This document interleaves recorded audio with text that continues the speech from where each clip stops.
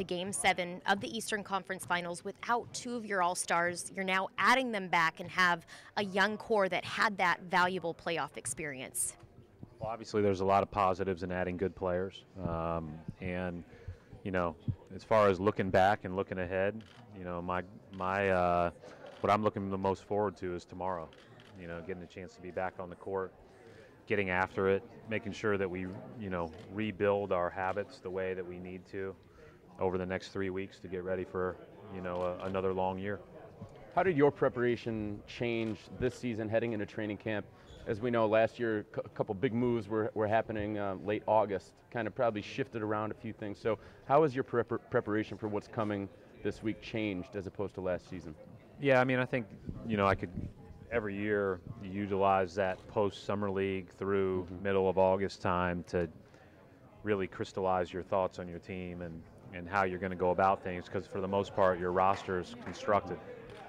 And so that's what we did normally. The curveball was last year because, you know, by the end of August it had flipped, and so we had to change a lot on the fly.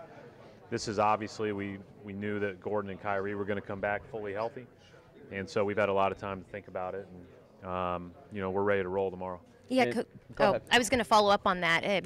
You'll have to wait until training camp starts and everything, but just how do you plan to kind of reintegrate Gordon into the rotation? These guys already kind of built that chemistry in the postseason.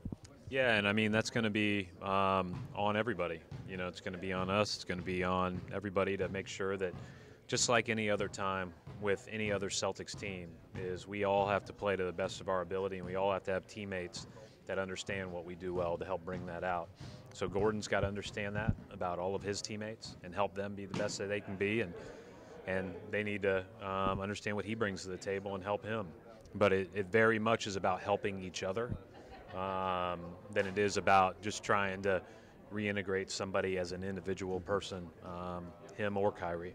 Now, that entire process begins tomorrow. You've got 2 days of double sessions, and then you fly out already down to play the first preseason game. For a lot of you out there who don't know, the teams have a lot of input on how the preseason schedule plays out. So what was the reasoning that went behind you guys kind of wanting to get into games earlier and then have a little bit of time off before the regular season starts?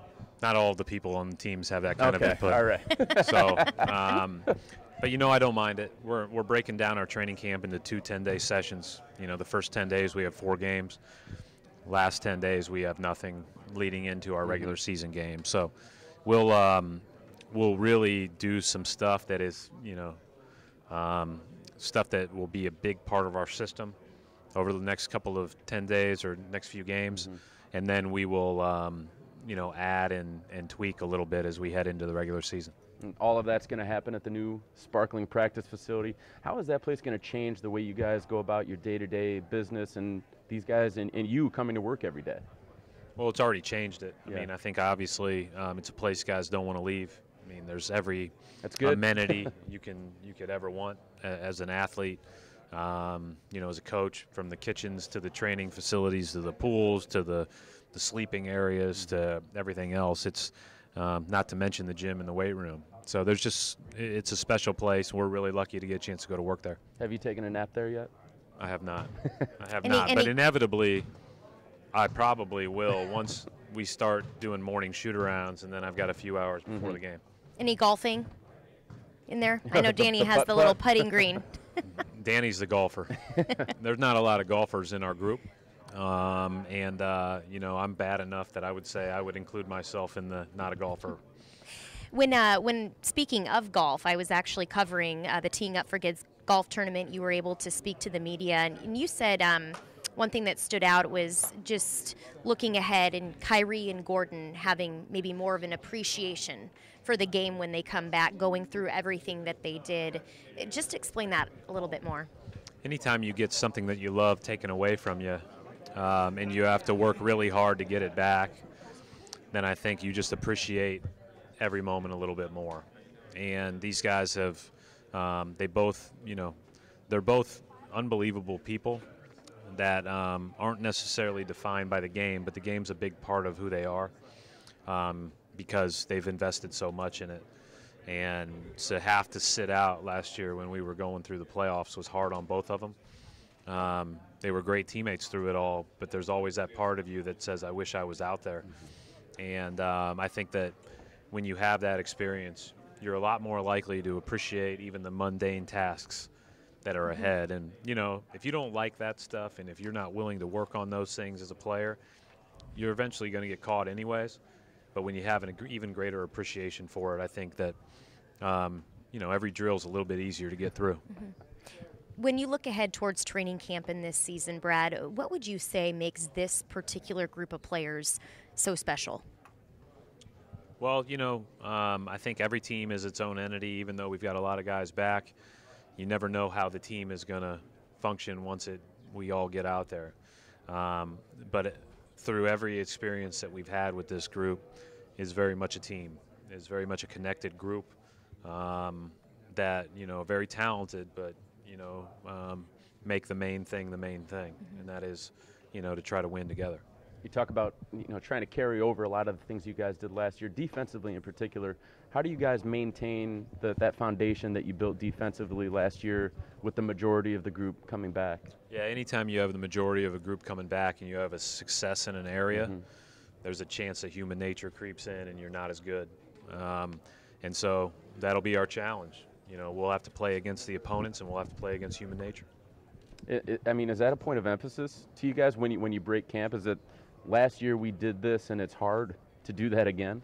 Yeah, that's a point of emphasis all the time. that I can promise you it'll be emphasized. Yeah. You know, we just got out of a meeting where we talked about, you know, obviously getting ready for media day and tomorrow, but you know, that was the driver for our success last year, and we weren't good enough offensively. And the reality is we have to improve the offensive side, but if we skip steps defensively, then we won't be as good of a team. And so, you know, we either will or we won't. Every year when the schedule comes out, I'm assuming that you take a look at it and some areas of it kind of pop out and stand out in terms of road trips or, you know, getting a bunch of road games out of the way early. What stood out to you when you took a look at that 82-game schedule this season? I always look at the Christmas time frame because that's where my kids can kind of hop on and travel and be with us. And then I always look right after All-Star break.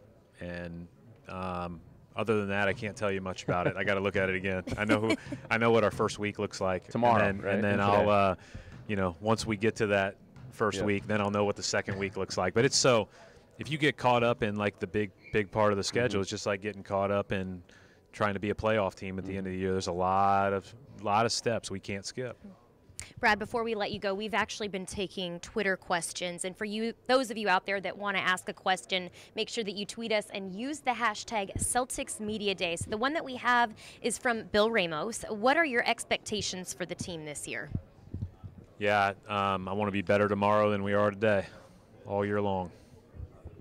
Did it last year. Yep, exactly. Did it last year. We're excited to watch the process. It's going to be a lot of fun this season. Great. Thanks for having me. Yeah, Coach. Thank you so much, Coach, for your time.